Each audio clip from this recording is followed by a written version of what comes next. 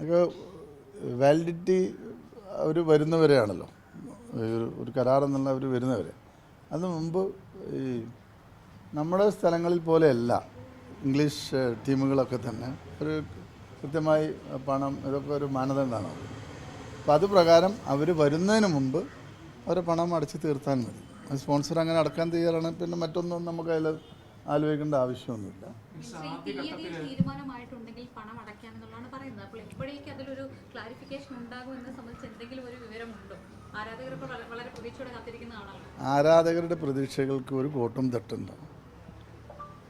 ഞാൻ ഒറ്റവാക്കിൽ പറഞ്ഞാൽ നമ്മൾ ഉദ്ദേശിക്കുന്ന പോലെ തന്നെ സ്പോൺസർ പറഞ്ഞതനുസരിച്ച് ഈ ടീം വരുന്ന ഒക്ടോബറിൽ കേരളത്തിൽ കളിക്കും.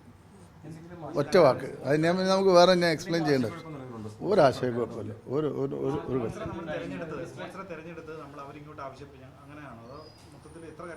അല്ല, ഇതൊക്കെ നമ്മൾ പറഞ്ഞല്ലോ. നമുക്ക് ഇത്തരം ഇതൊന്നും ഒരു സ്പോർട്സ്മാൻ സ്പിരിറ്റിലുള്ള കാര്യമല്ല.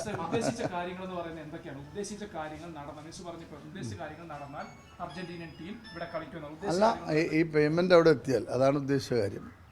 അവരിവിടെ വരും. അതായത് ഒരു കാര്യം കൂടെ, അതായത് ഈ കരാറിന്റെ ആദ്യ ഗഡുവായിട്ടുള്ള 60 കോടി രൂപ കരാറാണ്. അത് കഴിഞ്ഞിട്ട് ഇപ്പം നോക്കൂ, അവിടെ ഞാൻ ആദ്യമേ പറഞ്ഞല്ലോ, ഗവൺമെൻറ്റും അർജൻറ്റീനിയൻ ടീമും നല്ല രീതിയിൽ സൗഹാർദ്ദത്തിലാണ്. കേരളത്തിൽ അവർ വരിക, അവർ കളിക്കുക എന്നുള്ളത് പിന്നെ ഗവൺമെൻറ്റിനെ സംബന്ധിച്ചിടത്തോളം ഫുട്ബോൾ പ്രേമികളെ സംബന്ധിച്ച് ആഗ്രഹിക്കുന്നതാണ്. അതോടൊപ്പം തന്നെ അർജൻറ്റീൻ ടീമും ആഗ്രഹിക്കുന്നത് കേരളത്തിൽ കളിക്കുക എന്നുള്ളതാണ്. അപ്പോൾ അവിടെ മറ്റൊരു ചെറിയ പ്രശ്നങ്ങളുണ്ടെങ്കിലും അത് പരിഹരിച്ചു പോകാവുന്നേ ഉള്ളൂ. ഇന്നും ഞാൻ സംസാരിച്ചിരുന്നു, മറ്റു തടസ്സങ്ങളൊന്നുമില്ല. ഈ പണം അവിടെ എത്തിക്കഴിഞ്ഞാൽ അവർ എത്തും. നേരിട്ട് തന്നെ അർജൻറ്റീനിയൻ ടീം മാനേജ്മെൻറ്റ് കേരളത്തിലെത്തി അവർ തന്നെ വാർത്താസമ്മേളനം നടത്തും.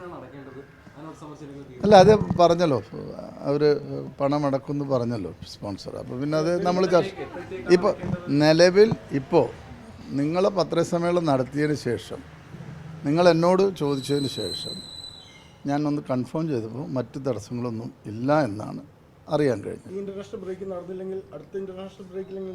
അല്ല, ഈ ഇൻ്റർനാഷണൽ നടക്കട്ടെ, എന്നിട്ടല്ലേ അടുത്തത്. അല്ല അതൊക്കെ നോക്കുക, സർക്കാരിൻ്റെ സ്റ്റേഡിയം അല്ലേ.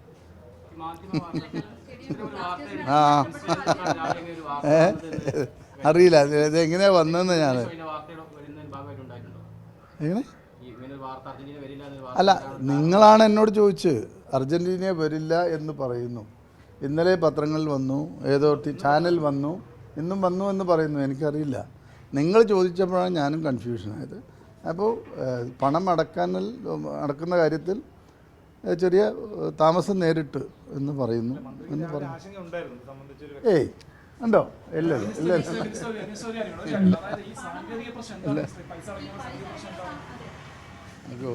ഞാൻ പറഞ്ഞു, റിസർവ് ബാങ്കിൻ്റെ ഒരു കൺഫർമേഷൻ വരേണ്ടതുണ്ട്. അപ്പോൾ അദ്ദേഹത്തിന് കിട്ടിയിരുന്നെന്നാണ് പറഞ്ഞത്.